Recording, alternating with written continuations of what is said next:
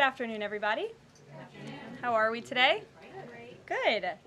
During his inaugural address, President Trump promised that America would be a manufacturing nation once again, and liberal pundits mocked him for it. But those critics were proven wrong once again. On the heels of President Trump's Oval Office meeting with Apple CEO Tim Cook last week, Apple just announced its largest ever commitment to American jobs and industry, with plans to spend and invest more than $500 billion in America over the next 4 years. Over the course of the current Trump administration, Apple plans to hire around 20,000 new workers, creating high-paying jobs right here in America. And the investment isn't limited to one specific region of our country. Apple teams and facilities will expand all over our country in Arizona, California, Iowa, Nevada, North Carolina, Michigan, Oregon, Texas, and Washington. With President Trump in charge, America is open for business. Apple CEO Tim Cook said it best in the company's announcement: "We are bullish on the future of American innovation." On top of this incredible Apple announcement, President Trump already announced more than $1 trillion in pledged investments into the United States. And on another important note that the American people entrusted President Trump to fulfill, this administration's efforts to seal the border continue to prove extraordinarily successful.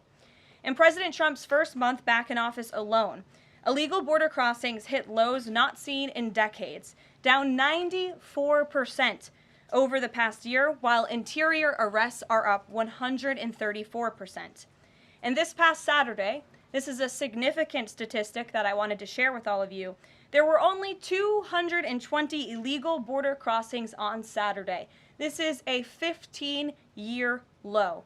Think about that in comparison to the amount of illegal border crossings we saw under the previous administration.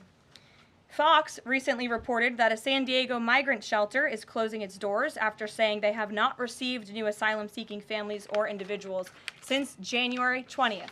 We all know what happened on January 20th, don't we? And yesterday, New York City Mayor Eric Adams announced that the massive Roosevelt Hotel migrant shelter in Manhattan will shut down in the next few months. We're also seeing a reverse migration effect. There are now verified reports from the Associated Press of migrants abandoning their journey to the United States and heading back home. This is the first time the Border Patrol has received these reports since 2020, during President Trump's first term.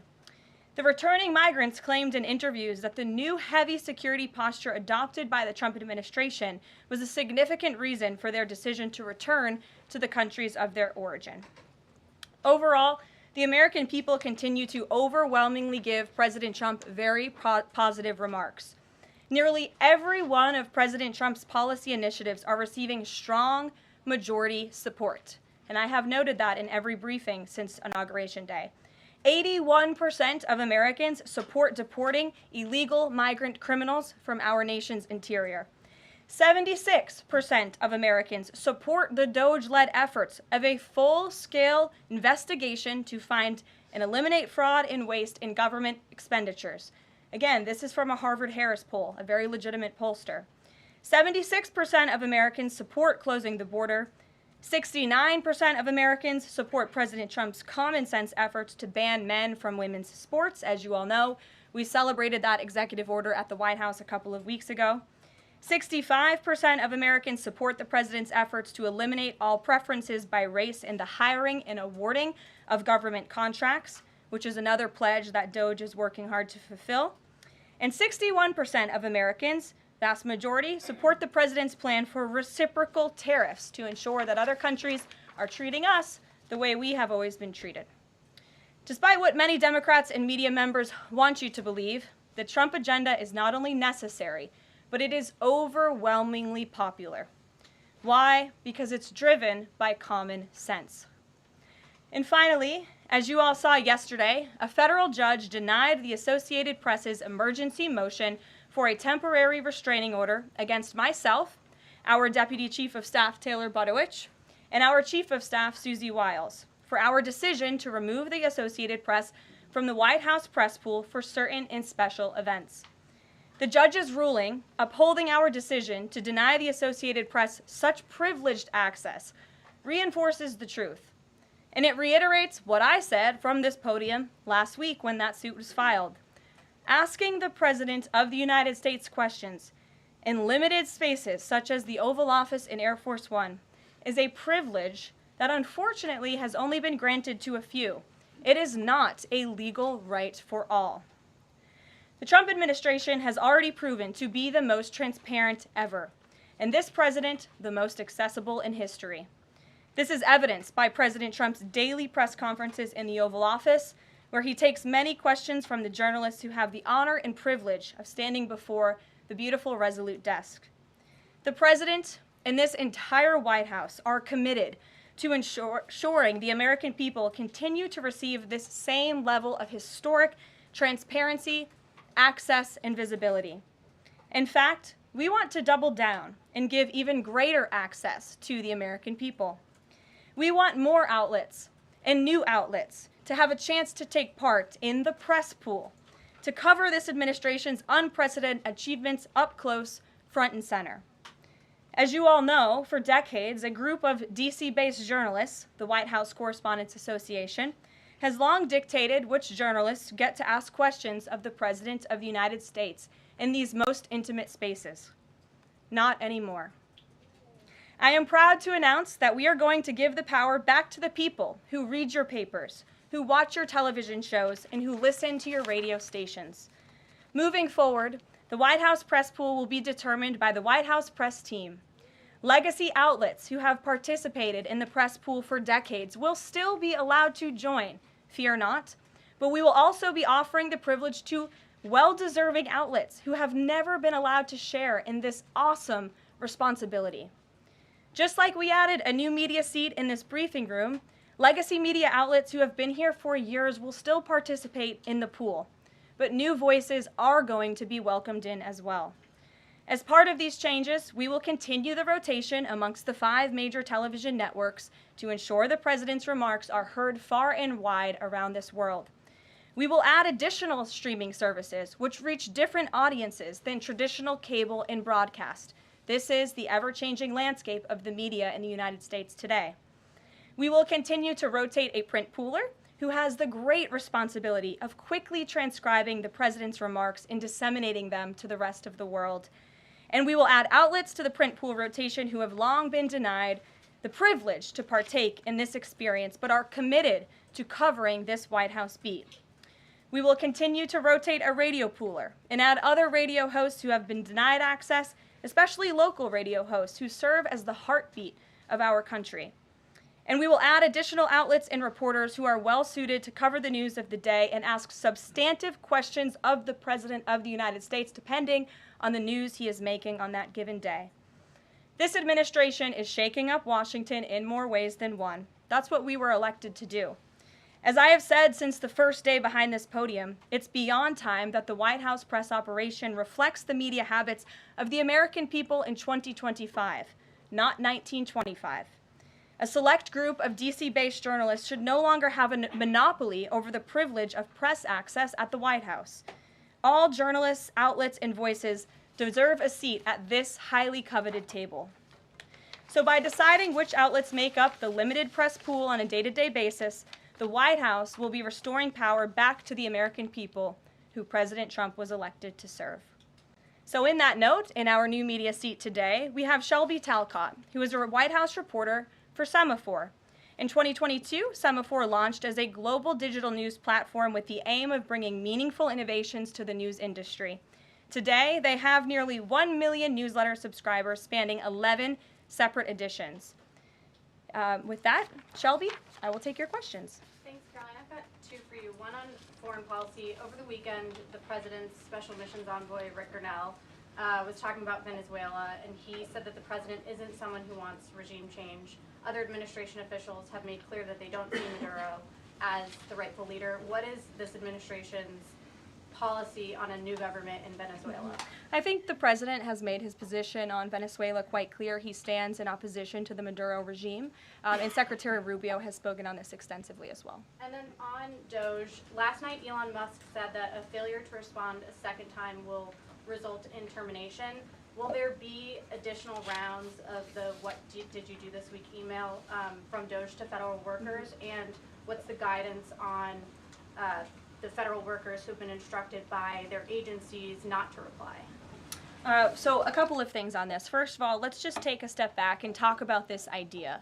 The president sent out a truth last weekend to Elon Musk saying he loves everything Elon is doing and he wants him to be even more aggressive because DOJ thus far has proven incredibly successful in making our government more efficient. And so Elon and DOJ came up with this idea. Elon has implemented this at his private companies. It has proven successful.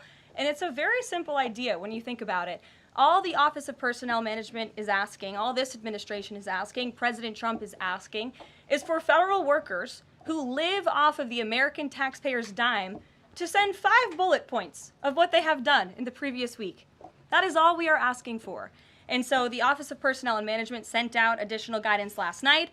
Those responses should be directed to agency leadership, and the president defers to his cabinet secretaries, who he's obviously entrusted to pursue the guidance relative to their specific workforce. And for some of the agencies that you've seen who have said, please don't send these emails, it's in their best interest for that specific agency, and the president supports that. And let me be very clear, the president and Elon, his entire cabinet are working as one unified team. And they are implementing these very common sense solutions. You're welcome. Jackie. Thank you. One follow-up on that question. So about the deadline, Alina Habba said that you have until tonight. Elon Musk said a failure to respond a second time would result in termination. So is that a real deadline? Should federal workers be looking to that guidance, or should they be looking to the agency heads? Like, what is the actual deadline?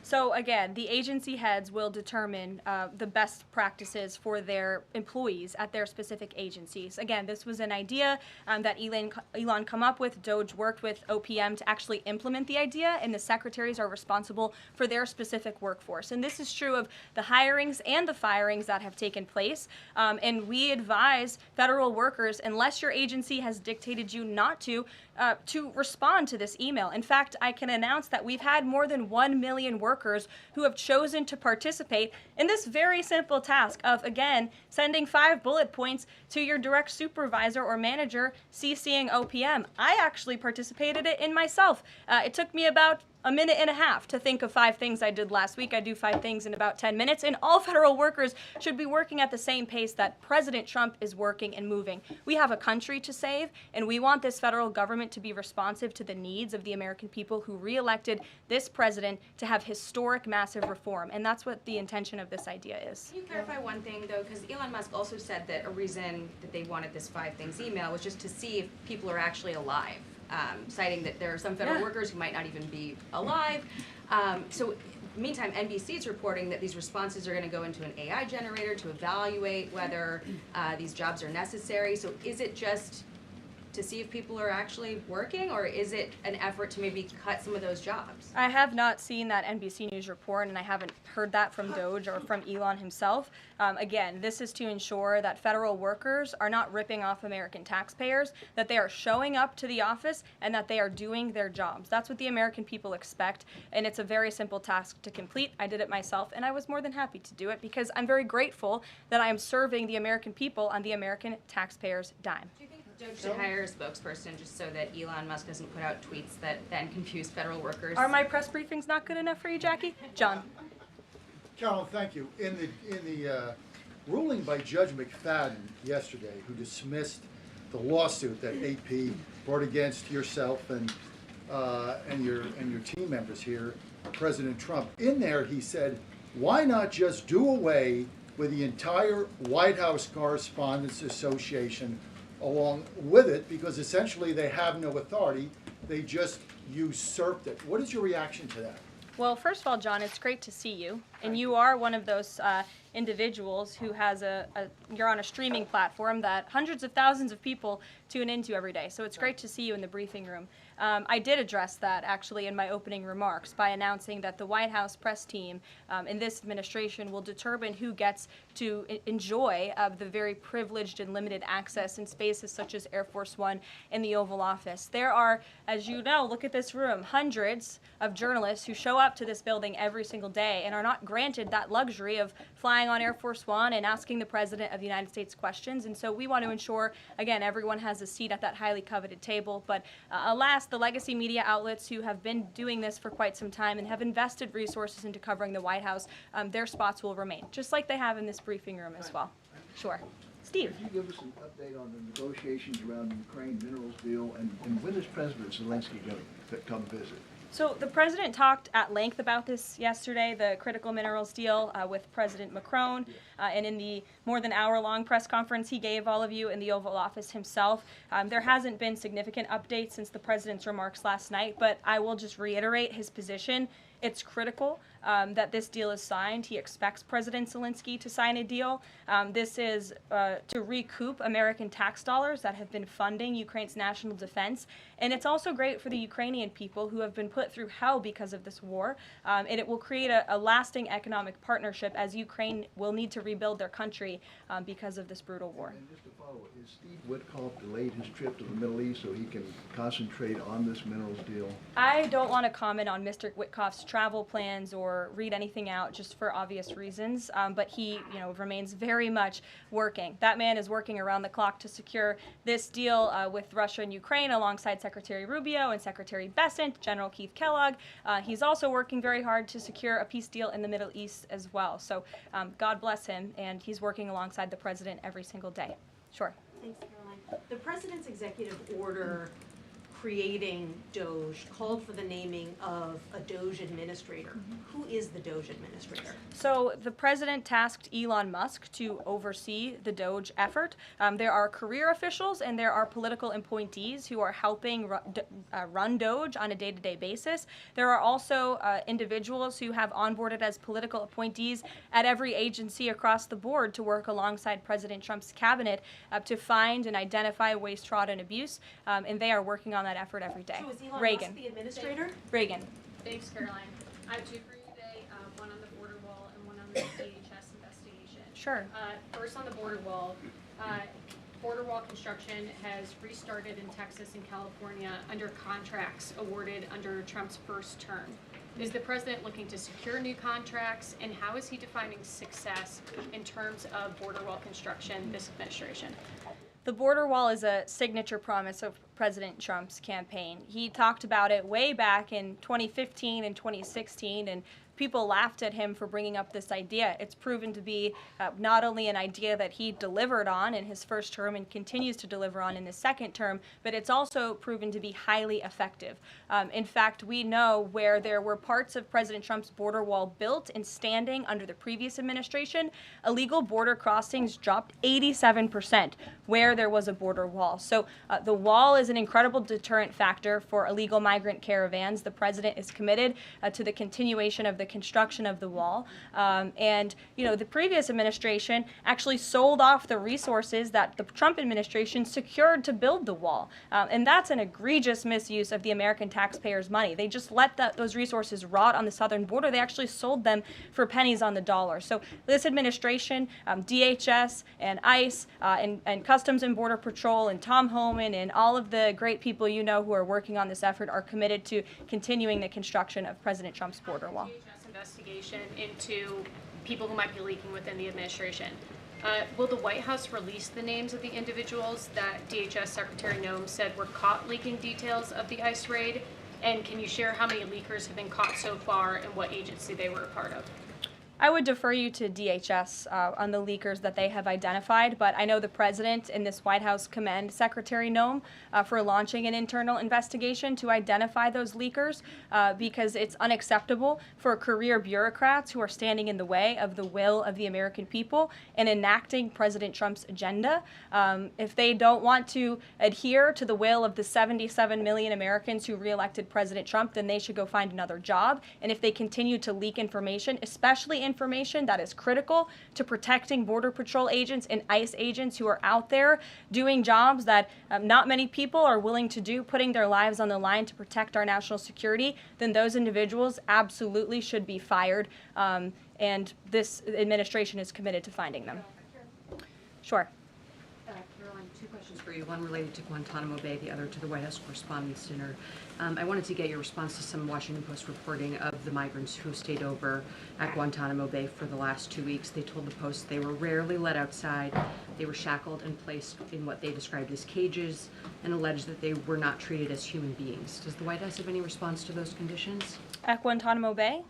It's a promise the president campaigned on, that if you invade our nation's borders, if you break our country's laws, and if then you further commit heinous, brutal crimes in the interior of our country, like raping and murdering innocent, law-abiding women and girls, and committing heinous acts of violence, then you are going to be deported from this country, and you may be held at Guantanamo Bay. These are criminals we are talking about. Don't forget that. Sure. So U.S. consumer confidence fell this month the most since August of 2021. What is your message for Americans who are concerned about the impact of things such as tariffs on prices? Yeah, sure. Well, thank you for that question. It's obviously an important one. The president campaigned on reigniting the Trump economy and fixing the mess that was created by the previous administration. We know they created an economic and an inflation nightmare for the American people, and I'm not going to stand up here and lie to you like my predecessor did about the state of our economy. We understand there are people that are hurting, and this administration is wholeheartedly committed to ensuring that those individuals see relief and price reductions and tax cuts and in less regulations that are burdensome on their household and their businesses. And the president and this entire administration are focused on that every day. I can go through the very long list of economic actions this president has taken. I know you work for Bloomberg, so I'm sure you're well aware of them, but I can assure the American people that the president is very much focused on bringing down the cost of living crisis in this country that was created by the previous administration. If I could just ask a quick follow-up. Sure. Is the president planning on whipping any votes for support for the House budget vote? And if so, to whom is he making calls?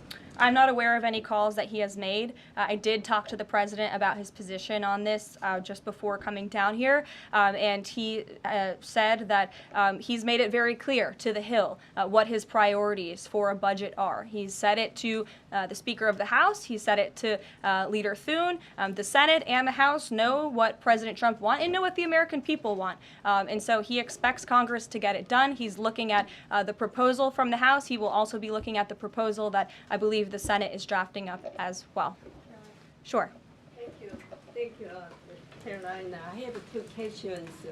Does the United States, sorry.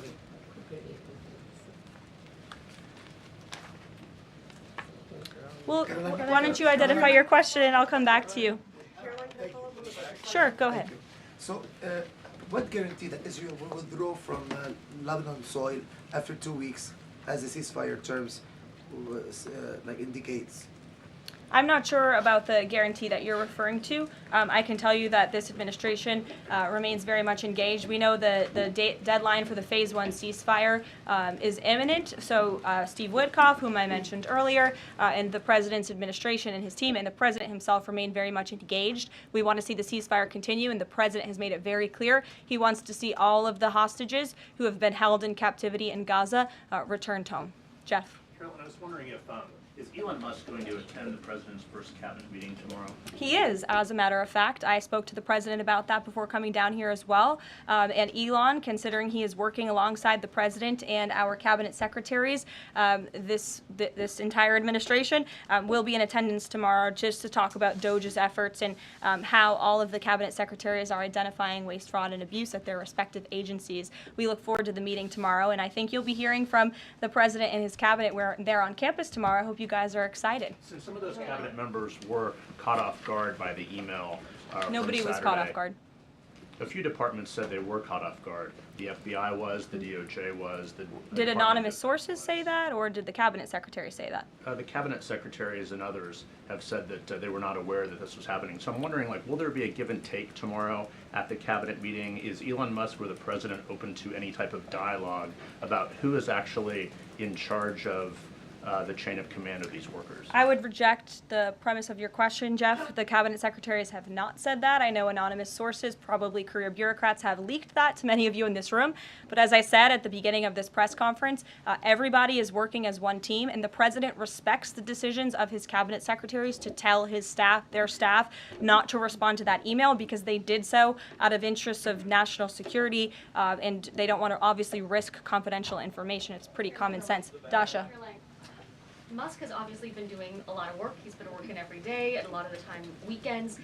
He is designated as a special government employee, which means that he can only work 130 days per year.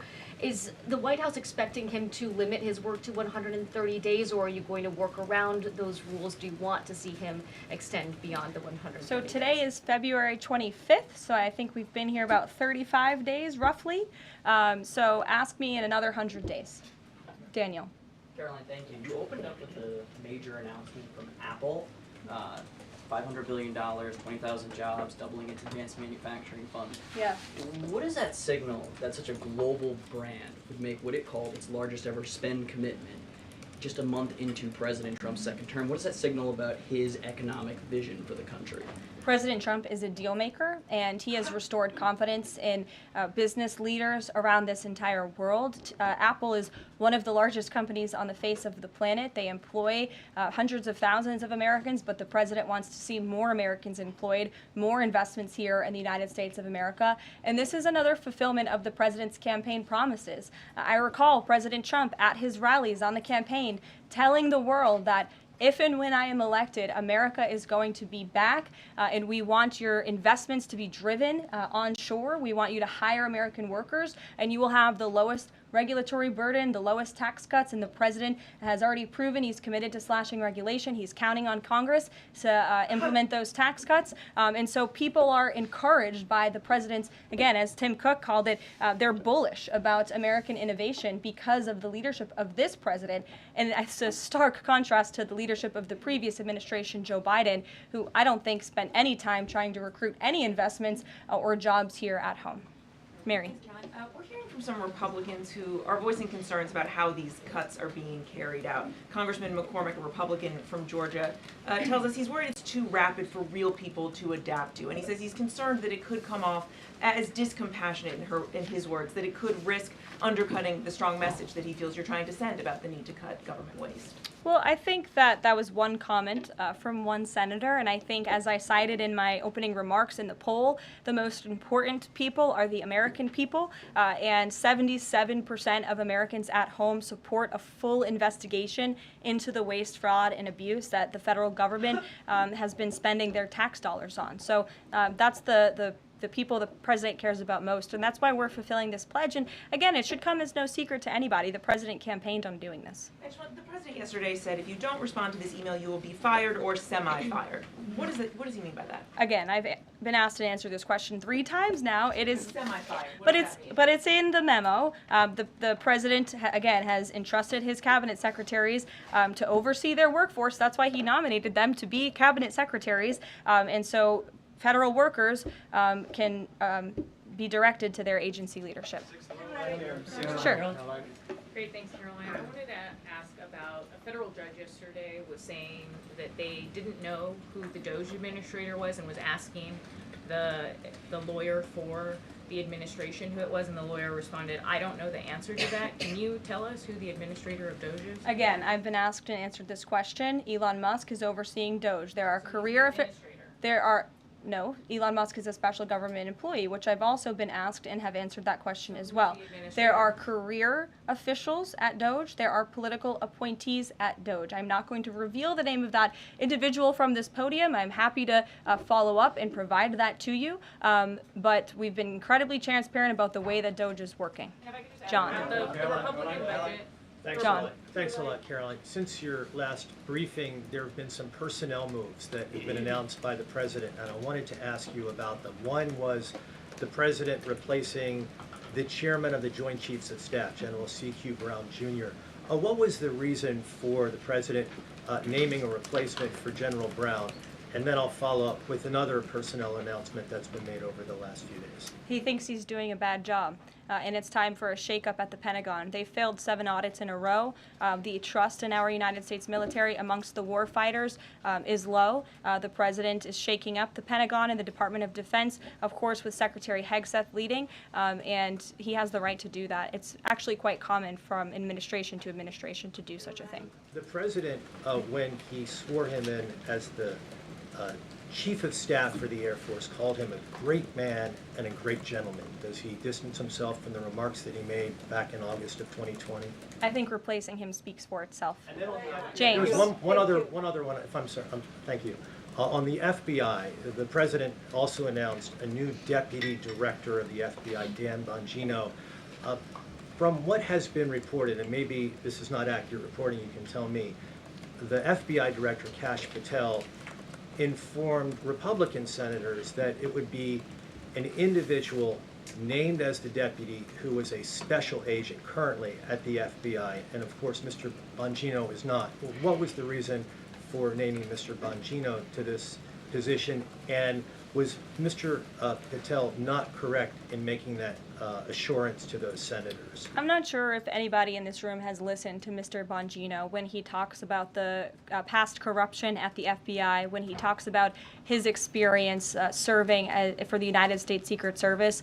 This is a man who loves his country and who has honorably served our country in ways that many people have not. He understands the depth of the corruption at these institutions, which the American people re-elected President Trump to shake up. And I think it's quite despicable to see many networks in this room who have had chyrons on their television screens labeling Mr. Bongino as a far-right podcaster.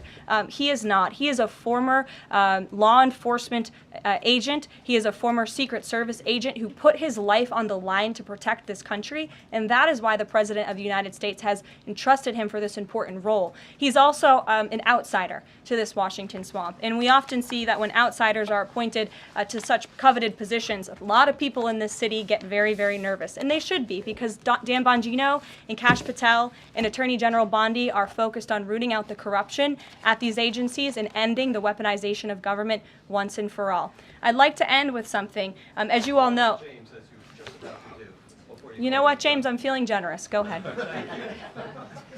will take it. Thank you, Caroline. Sure. I wanted to ask Don't make about- me regret this. I wanted to ask about the Macron visit and the Russia-Ukraine talks in general. Sure. It's pretty clear to my eye that President Macron was performing a kind of delicate dance, lavishing praise on the president while seeking in his own remarks to try to bind President Trump to positions and even specific language that the president has not committed to heretofore. One of the most bracing comments from President Macron was when he said that the deal that President Trump is negotiating with the Russians must not be, quote, a surrender for Ukraine. All of the public points that we have heard from President Trump, from Secretary Hegseth, and from other administration officials talking about these negotiations have averred to, quite openly, to concessions from the Ukrainians that will have to be made. The minerals deal, the abandonment of their NATO ambitions, and other elements. So far, we have not heard any administration official suggest a single concession that the Russians should be prepared to make. And so I wonder if you could assure us, at a minimum, that this negotiation process will not be as one-sided as the Europeans seem to think it is, that in fact, President Putin will also be made to engage in some concessions to reach this deal. Well, I think the president knows how to make a deal better than anyone who has ever assumed the office of the American presidency. And in order to make a deal, you have to bring both sides to the table. And typically when you make a good deal, both sides leave that table a little bit unhappy. I'm not going to outline the concessions that the president and his team are engaged in discussing. These are obviously ongoing negotiations, and it would be unwise of me to impede them from this podium. But the president has made significant improvements in ending this conflict. He is committed to seeing an end to the war. He wants to see the bloodshed and the killing stopped. He wants to stop seeing young men being killed and slaughtered. This has been going on for far too long. The president inherited this mess because of the incompetence of the previous administration, and he's committed to fixing it. And he's made, some of those concessions clear, but I'm not going to get ahead of him on additional ones. But he is wholeheartedly committed to striking a peace deal in Russia and Ukraine, also in the Middle East. Thank you very much, guys. Good to see you. We'll see you later.